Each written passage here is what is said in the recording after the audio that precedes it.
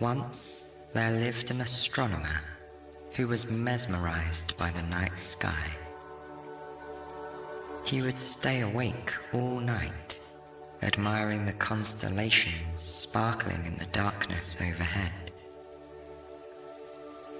He lived in a small village in ancient Greece, where the mountains climbed up from the sea. The hillside was dotted with small houses, which formed a constellation of their own. But although he lived in a wonderful place, he had a singular passion. Once he was awakened to the beauty of the night sky, it wasn't long before the astronomer cared for nothing else.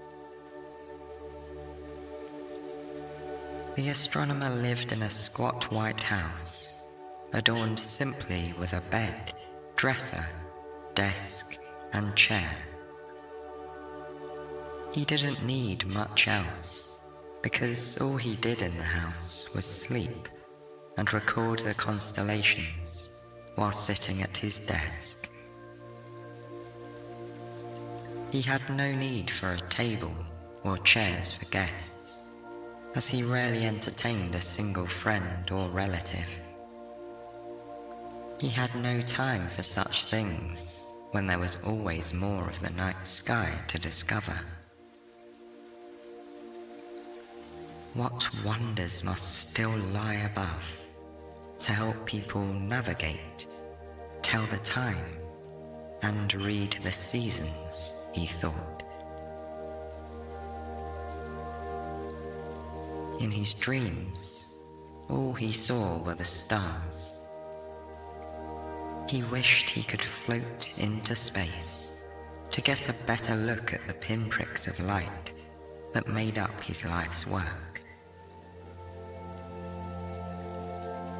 The little corner of Greece where he lived was blessed with clear skies, and the astronomer wanted to discover as much of them as he could. Each night he wandered further from the village, feet pacing over the rocky ground, to see the stars from different viewpoints. In the village, the townspeople farmed, gardened, and fished every day. All who lived there knew everything about everyone else. And so, the astronomer felt there was much more possibility in the heavens. Wanting to take full advantage of his nighttime strolls, the astronomer slept in the hot afternoon, while his friends and family enjoyed long meals together. At night, while they slumbered, he wandered the fields alone, climbing rolling hills and strolling on rocky paths, always gazing skyward. As dawn broke and the rest of the village was waking up, the astronomer would tuck himself away in the privacy of his home and write down his observations from the night before. Then he'd drift off to sleep, dreaming of the night ahead. He was so consumed by the world of galaxies, planets, and celestial bodies. All the most exciting things, the astronomer thought, happened at night. During the day, light illuminated all. But when the night sky took over, so much remained a mystery. It was a challenge to learn about it all. He watched the seasons pass through the stars, the landscape changing around him while he slept.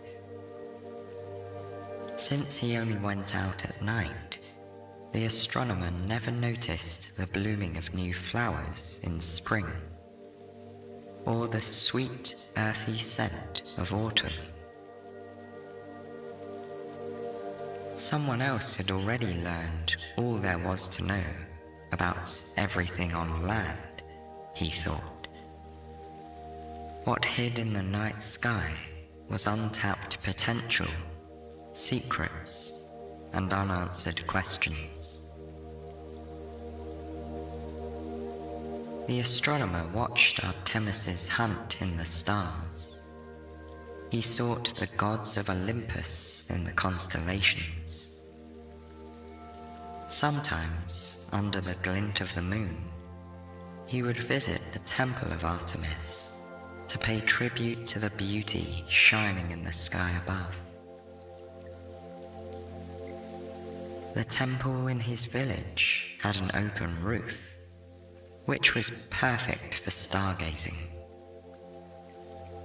He barely noticed the architect's marble columns or carved statues, as he only cared for the creations above.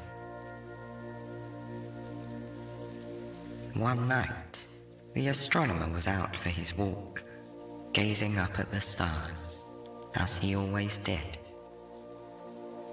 He was admiring the way the Big and Little Dipper fit perfectly together. Not looking where he was going, he tripped over a log and found himself tangled in his robes on the ground. His neighbor happened to hear the commotion and came out to see what had happened. The astronomer chuckled at his clumsiness and gathered himself together. As the neighbor helped him to his feet, he said, "My friend, why do you spend so much time looking at the stars when you fail to see what is right in front of you?" The astronomer laughed.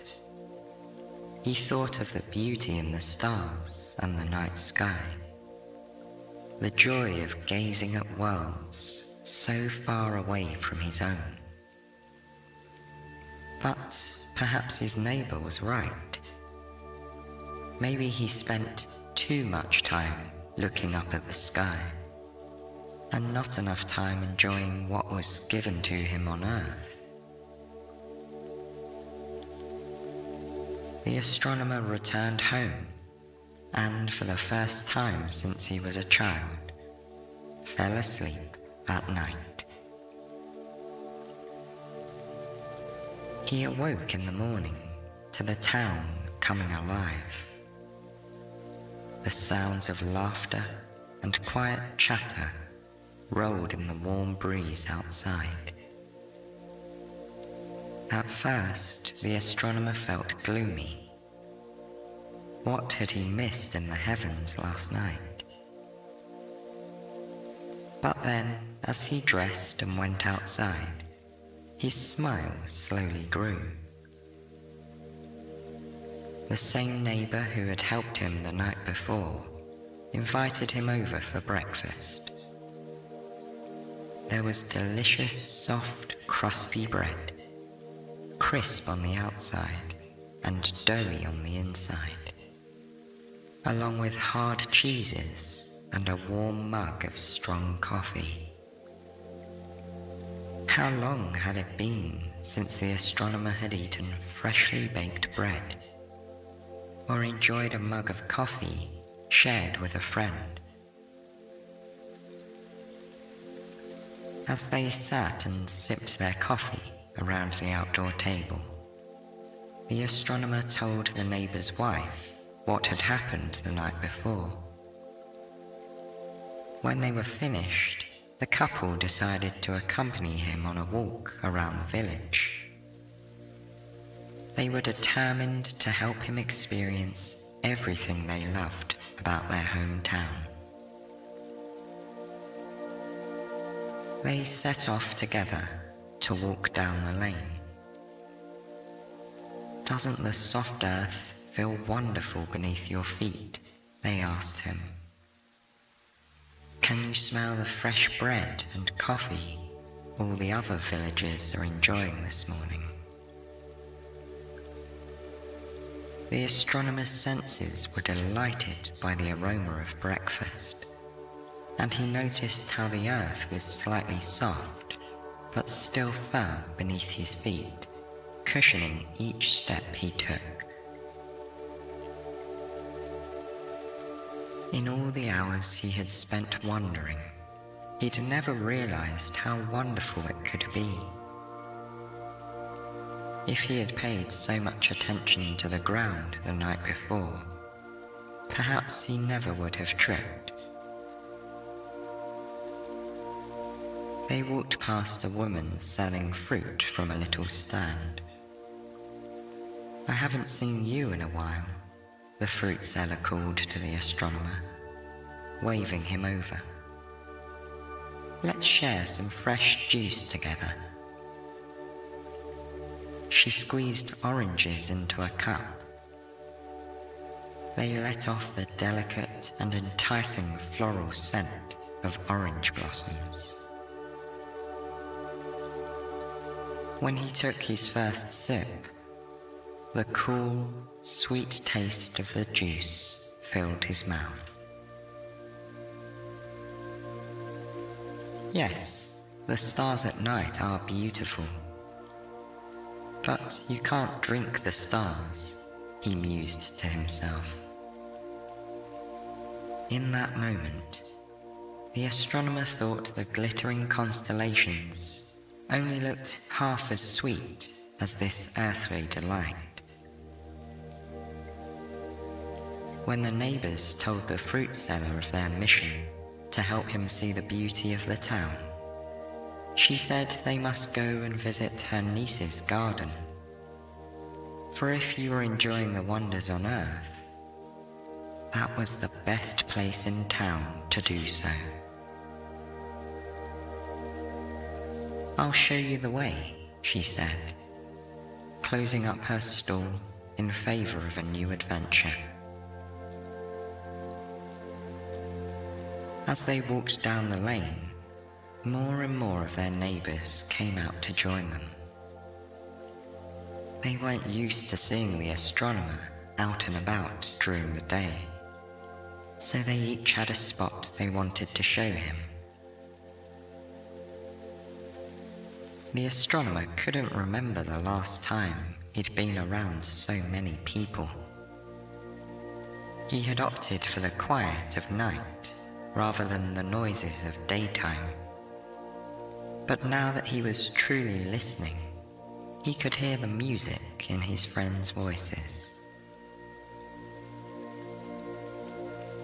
When the group arrived at the niece's garden, she welcomed them with open arms. What an honor to have the great astronomer in my garden for the very first time, she said with a smile. Together, he and the townspeople admired the flowers. The niece pointed to a bunch of red blooms growing around a wooden archway. These are special wildflowers, created by Aphrodite, she told him. The astronomer stood under the arch, admiring the red and green, mixing with the brown wood overhead. The flowers smelt piney and a little sweet. He enjoyed them immensely. Next, they looked at a patch of beautiful purple irises. When the astronomer peered at them closely, he could see the white circles surrounding the yellow center that gave the flower its distinctive name. They gazed at orange lilies and white orchids, immersing themselves in the fresh and fragrant air of the garden. When it was time to leave, the niece decided to join the rest of her neighbours on their walk around the village.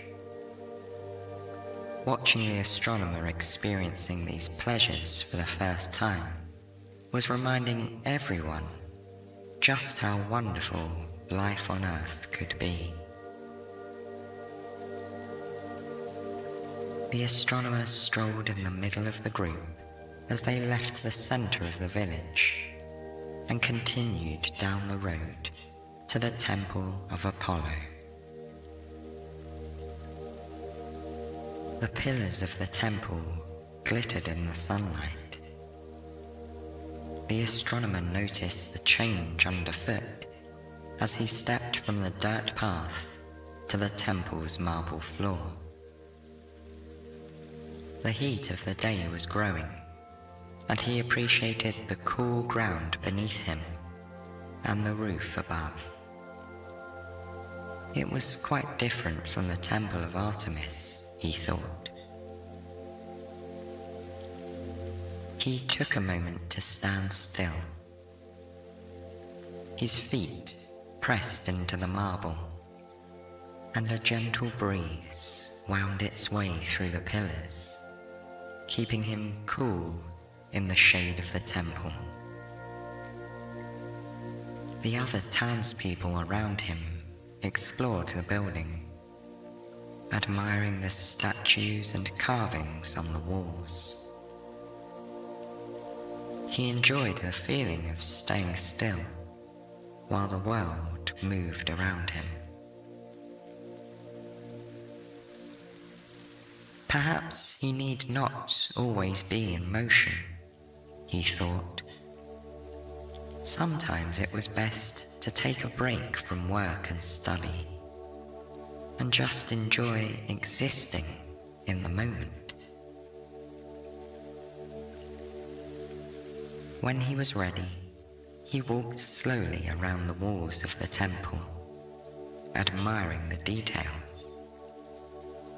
The great artists and architects had embedded them into this special place, which was used for community gatherings and for paying homage to the gods.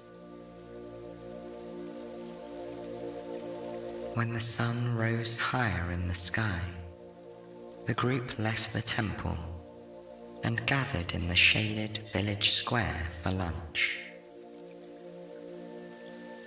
They each shared what they had: soft cheeses, leftover bread from the morning, roasted barley, and juicy olives. The astronomer relished each burst of flavor in his mouth.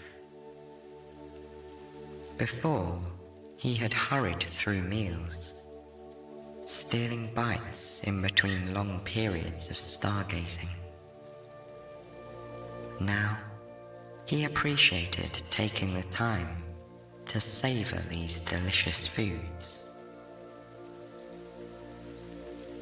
How have I never taken the time to really experience this before, he wondered.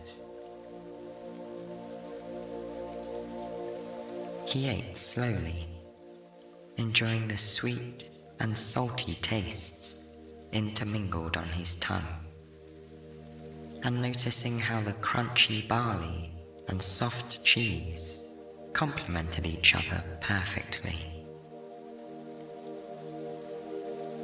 When they'd finished the main course, the fruit seller fetched a basket of her produce for dessert. The villagers drizzled the different fruits with honey, making them even sweeter and more decadent. The astronomer took a bite of each, delighting in the rich flavors.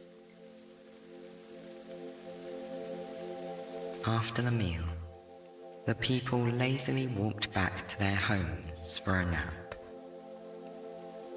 They waved goodbye to each other and promised to visit again soon. Sleep during the day was one thing the astronomer was used to, But when he got home and lay down on his bed, he couldn't fall asleep. Instead, he paid attention to the soft sound of his breath, moving in and out of his body. He listened to the gentle twittering of birds outside, accompanied by the soft buzzing of bees. Through the open window, he smelled the flowers in the garden. A light gust of wind brought in all the delightful aromas of herbs, spices, and greenery. He lay there, resting his body and using his senses to immerse himself in the world around him. As the sun drifted lower in the sky, the astronomer heard a knock at the door. His neighbours had come to fetch him. There was one more thing they wanted to show him this evening. Together, they walked the winding path up the mountain next to the village. The path was narrower here, and the parade of townsfolk carried blankets and baskets on their heads. The evening breeze rustled the shrubs around them, and birds followed along above, wondering where the procession of villagers was going. The astronomer watched the clicking heels of the woman in front of him, and heard the footsteps of the man behind. His senses felt alive and heightened in a way he had never experienced before, even at night. When they reached a plateau, they spread out the blankets and unpacked the food. Looking around, he realized everyone had brought all of the finest things in their pantries. The farmer took out fresh vegetables and meats. The fisherman unpacked salted herring and calamari. Boiled eggs were sliced and passed around, and everyone shared wine from an ornate glass jug. The people talked and laughed, but the astronomer sat in silence, taking everything in. He listened to the stories of his new friends' lives that he had so often ignored before. He saw the way the trees swayed in the wind, casting shadows on the rocks dotting the mountainside. He could see the village below and the peak of the mountain above, and he enjoyed the aromas of all the different foods the people had lovingly prepared. Soon, the sun began to paint the sky in vibrant hues. In all the time the astronomer had sought the stars, he had never before appreciated their opening act. He had always waited for the sunset to finish and night to fall. But now that he had slowed down, he could admire each shade of yellow, pink, red, and purple as the sun lowered itself sleepily behind the mountain's peak.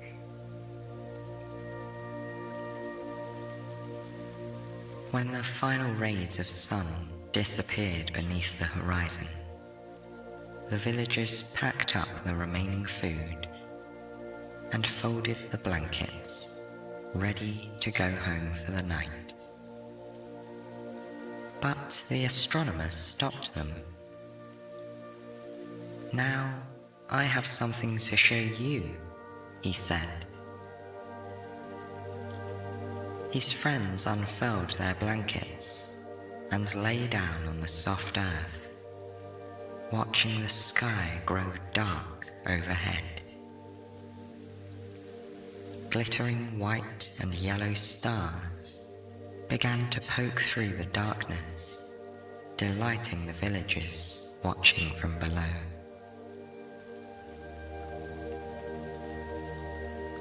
The astronomer had seen the stars many times before, but he'd never noticed how their bright light brought out the shadows of the trees and heightened the contrast of the ground below. He lay back on his blanket, admiring each constellation as it revealed itself. One by one, he pointed them out to the villagers, who were appreciative to be sharing in his knowledge. "I understand why you like to walk at night, but isn't it also wonderful to be still under the stars?" his neighbor asked him. The astronomer nodded his head in agreement. He didn't always have to be searching for something new, when so much beauty revealed itself around him every night. He wanted to fully take it in, not rush to discover the next thing. As they lay there, stargazing, the villagers felt their eyelids growing heavy. They began to yawn, and they knew it was time to pack up their things and go home to bed. In a slow and careful line, they tiptoed down the mountain. The astronomer felt the path beneath his feet, noticing each pebble or twig he passed over. The stars illuminated the way home, and as they walked, the villagers whispered of all they'd seen in the sky above. When they reached the village square, all the townspeople waved goodbye.